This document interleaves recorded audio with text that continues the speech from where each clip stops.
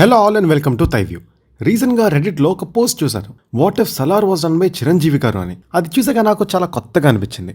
నిజమే కదా, ఒకవేళ ఇప్పటి ఈ బ్లాక్ బస్టర్ సినిమాలు అప్పటి జనరేషన్ హీరోస్ చేస్తే ఎలా ఉంటుందా అని అనిపించింది. కొన్ని అయితే క్రేజీ అనిపించాయి. జస్ట్ ఇమాజిన్, తగ్గేదేలే అనే డైలాగ్ బాలేబాబు గారు చెప్తే ఎలా ఉంటుందో.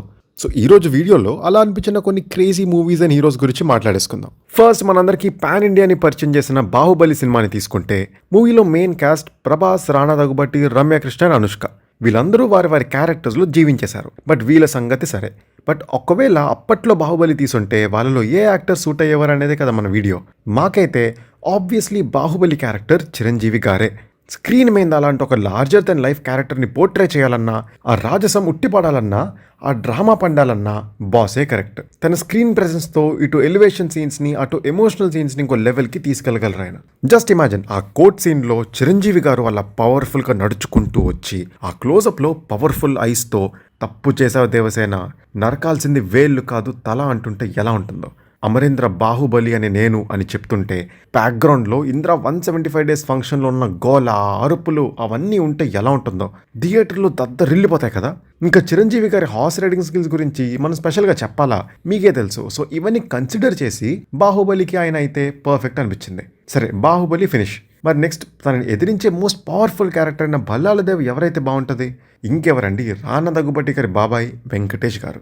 ఆయన తప్ప ఇంకెవ్వరు సెట్ అవ్వరేమో. ఆయనకున్న ఫిజికల్ స్ట్రెంత్కి, పర్సనాలిటీకి భల్లాలదేవాక పర్ఫెక్ట్గా ఉంటారు.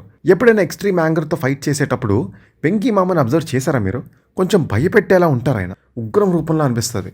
సో భల్లాలదేవ లాంటి రూత్లెస్ అండ్ అంత స్ట్రెంత్ ఉన్న క్యారెక్టర్కి వెంకటేష్ గారి కట్అవుటే సెట్ అవుద్ది. ఇంకా శివగామి అంటే వాణిశ్రీ గారు బెటర్ అనిపిస్తారు. తన స్క్రీన్ ప్రెజెన్స్ అండ్ వాయిస్తో చిరంజీవి, వెంకటేష్ లాంటి యాక్టర్స్ని కూడా డామినేట్ చేసేయగలరు ఆమె. రాజమాత రోల్ అంటే ఆ యాక్టర్కి కమాండింగ్ ప్రెజెన్స్ ఉండాలి. అండ్ వాణిశ్రీ గారు మాట్లాడితే చెప్తున్నట్టు కాకుండా ఆర్డర్ ఇస్తున్నట్టు ఉంటుంది, హుకుం జారీ చేస్తున్నట్టు. చాలా పవర్ఫుల్గా ఉంటుంది.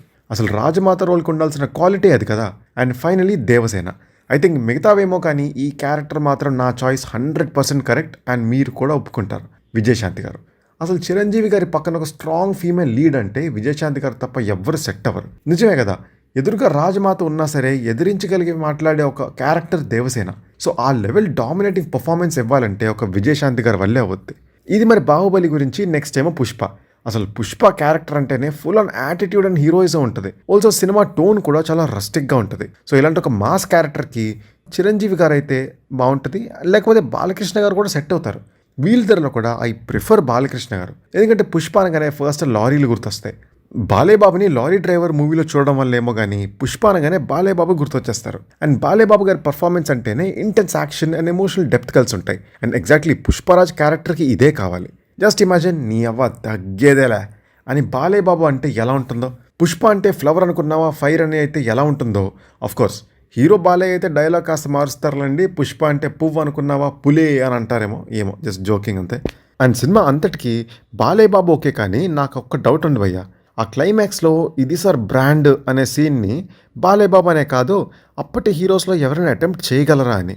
అంటే అంత బోల్డ్గా మనం సీనియర్ హీరోస్ని ఇప్పటివరకు చూడలేదు కదా. సో ఆ ఒక్క సీన్ తప్పితే పుష్ప సినిమా అంతా బాలేబాబు గారికి సెట్ అయిపోద్ది. ఆల్సో బాలేబాబు కాదంటే ఆ రోల్లో శ్రీహరి గారు కూడా సెట్ అవుతారు. ఆ షోల్డర్ దించి నడవడం ఆల్రెడీ శ్రీహరి గారు ఎప్పుడో చేసేశారు. ఆల్సో శ్రీహరి గారు అయితే ఆ క్లైమాక్స్ సీన్ కూడా ఈజీగా చేసేయగలరు. ఆయనకి అలాంటి పర్సనాలిటీ కూడా ఉంది. మీరు చెప్పండి, పుష్ప శ్రీహరి గారా, బాలేబాబు గారా? Next movie animal. దీనికి నాకు 2 ఆప్షన్స్ ఉన్నాయి. ఒకటి కమల్ హాసన్ గారు, ఎందుకంటే ఇప్పటికి కూడా అంత బోల్డ్ అటెంప్ట్ చేసే హీరోస్ తమిళ తెలుగు ఇండస్ట్రీస్లో చాలా తక్కువ మంది ఉన్నారు. ఇంకా అప్పటి జనరేషన్ అయితే క్వశ్చనే లేదు, ఎవరు చేయరు. చేస్తే గీస్తే ఎప్పుడు ఛాలెంజింగ్ రోల్స్ యాక్సెప్ట్ చేసేది కమల్ హాసన్ గారే. అండ్ లుక్స్లో, పర్సనాలిటీలో వేరియేషన్ చూపించడంలో ఆయన మాస్టర్ కాబట్టి యానిమల్ లాంటి మూవీని ఆయన చాలా ఈజీగా పుల్ ఆఫ్ చేస్తారు. రెండో చాయిస్ వచ్చేసి నాగార్జున గారు అండ్ ఫాదర్ రోల్లో ఏఎన్ఆర్ గారు. మన తెలుగు విషయానికి వస్తే ఒక business man tycoon son abroad నుండి వచ్చిన రోల్ అంటే అప్పటి వాళ్ళల్లో నాగార్జున గారే పర్ఫెక్ట్గా సెట్ అవుతారు. ఆల్సో ఆ లాంగ్ హెయిర్ లుక్లో అయినా భలే ఉంటారు. అండ్ ఫాదర్గా ఏఎన్ఆర్ గారు చేస్తే ఆ కాంబినేషనే వేరే లెవెల్లో ఉంటుంది కదా. అందుకే యానిమల్ మూవీకి నాగార్జున గారు అండ్ ఏఎన్ఆర్ గారు కూడా గుడ్ చాయిస్ అని నా ఫీలింగ్. మీరు చెప్పండి, యానిమల్ సినిమా ఎవరికి సెట్ అవుద్ది, కమల్ హాసన్ గారికా ఆర్ నాగార్జున అండ్ ఏఎన్ఆర్ గారికా? నెక్స్ట్ మూవీ ఏమో వచ్చేసి ఆర్ఆర్ఆర్. ఇదైతే టూ సింపుల్ అబ్బా. చిరంజీవి గారు, బాలకృష్ణ గారు ఫిక్స్ అంతే. వీళ్ళిద్దరే, ఇంకో ఆప్షన్ కూడా వద్దు. రియల్ లైఫ్ ఫ్రెండ్షిప్ని వీళ్ళు స్క్రీన్ ప్లే ట్రాన్స్లేట్ చేయగలిగితే ఫ్యాన్స్ చూడడానికి 2 కళ్ళు సరిపోవు. ఆ కమరం భీముడో సాంగ్ కానీ, సీతకి కన్ఫెస్ చేసే సీన్ కానీ ఇలాంటివి బాలేబాబు ఈజీగా చేసేస్తారు. అసలు యానిమల్స్తో ఆ ప్యాలెస్ ఎంట్రీలో వచ్చే బాలేబాబు గారు అలా దూకుతున్నప్పుడు పెద్ద స్క్రీన్ పై చూస్తే ఉంటుందబ్బా గూస్ బంప్స్ అసలు. అండ్ చిరంజీవి గారు కూడా ఆ police officer Ramaraju role obviously అద్దర కొట్టేస్తారు. ఇంటెన్స్ యాక్షన్ సీక్వెన్స్ని, ఎమోషనల్ సీన్స్ని ఆయన ఈజీగా హ్యాండిల్ చేయగలరు. అండ్ రామ్ క్యారెక్టర్ ఎమోషన్స్ని మోస్ట్లీ కళ్ళతోనే కన్వే చేస్తారు. సో ఈ విషయంలో చిరంజీవి గారు జీవించేస్తారు. ఆల్సో దోస్తీ సాంగ్ చిరంజీవి గారికి అండ్ బాలేబాబు గారికి చేస్తే ఎలా ఉంటుందో ఊహించుకోండి ఒకసారి. తెలియకుండానే ఫేస్ మీద ఒక స్మైల్ వచ్చేస్తుంది కదా. ఆల్సో వీళ్ళిద్దరికి ఉన్న స్టార్ పవర్ మూవీని ఇంకొక హైట్స్కి తీసుకెళ్లేది అప్పట్లో వచ్చుంటే. నెక్స్ట్ ఏమో సలార్ అయితే నాకు ఎందుకో నాగార్జున గారు సెట్ అవుతారనిపిస్తుంది. ఆ హైట్కి పర్సనాలిటీకి కూడా ఆయనకి బాగా ఉంటుంది. సైలెంట్గా ఉంటూనే ఫేస్ కొంచెం ఫిరోషియస్గా కనబడాలంటే నాగార్జున గారే సెట్ అవుతారు. ఆ సటిల్ పర్ఫార్మెన్స్ ఆయనే బాగా చేస్తారు. నాగార్జున గారు అయితే లుక్ కూడా చేంజ్ చేయొచ్చు. లాంగ్ హెయిర్లో బైసెప్స్ కనబడేలా టీషర్ట్స్ వేసుకొని ఫైట్ చేస్తే వేరే లెవెల్ ఉంటుంది. అండ్ ఫైట్కి ముందు రక్షకుడు మూవీ లాగా మెడ వరకు ఉండే నరం చూపిస్తే క్రేజీ ఉంటుంది. అండ్ ఇటు సైడ్ నాగార్జున గారు కాబట్టి అటు సైడ్ వరద క్యారెక్టర్కి జగపతి బాబు గారు సెట్ అవుతారు.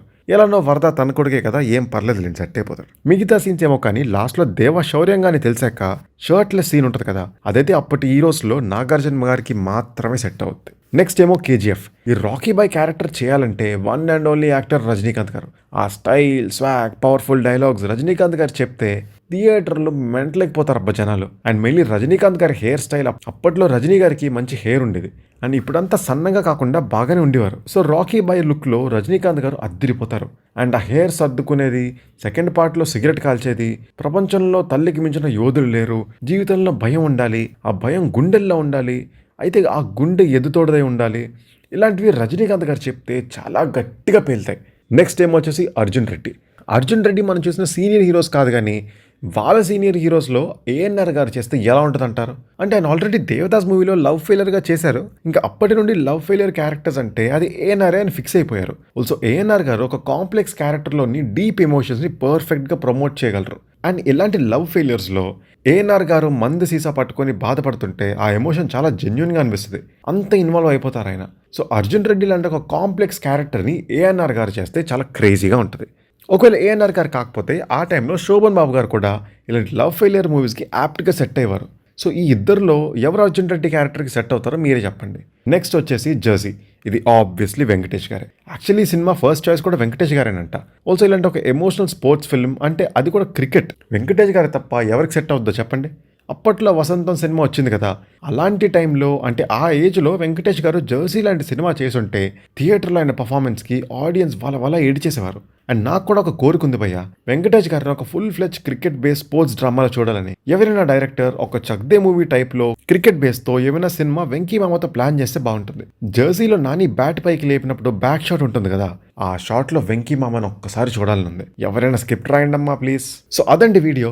నాకు తెలుసు ఈ లిస్ట్ అంతా చదువుతున్నప్పుడు కొన్ని మీరు విని అరే భలే సెట్ అయింది కదా అనుకోవచ్చు, మిగతా కొన్ని ఏది పడితే అది మాట్లాడుతున్నాడు రైడు అని అనుకోవచ్చు. ఇవి జస్ట్ మా ఒపీనియన్స్. అంటే మీకు కూడా మీ సినిమా చూసే జర్నీ, ఈ ఎక్స్పీరియన్స్లో మీకు నచ్చే పాత యాక్టర్స్ అందరూ ప్రెజెంట్ సినిమాల్లో ఏ రోల్స్లో సెట్ అవుతారో మీరు కూడా కొన్ని సినిమా లిస్ట్, దాంతో పాటు యాక్టర్స్ ఎవరు సెట్ అవుతారో కింద కమెంట్ చేయండి. మీరందరూ భలే ఆలోచిస్తారు కాబట్టి మంచి క్రేజీ కాంబినేషన్స్ వస్తాయని ఎక్స్పెక్ట్ చేస్తున్నాం. సో ఈ రోజుకి ఇదండి వీడియో. ఈ వీడియో మీకు నచ్చినట్లయితే do like, share, subscribe and hit the bell icon for more updates. This is team థైవ్యూ signing off.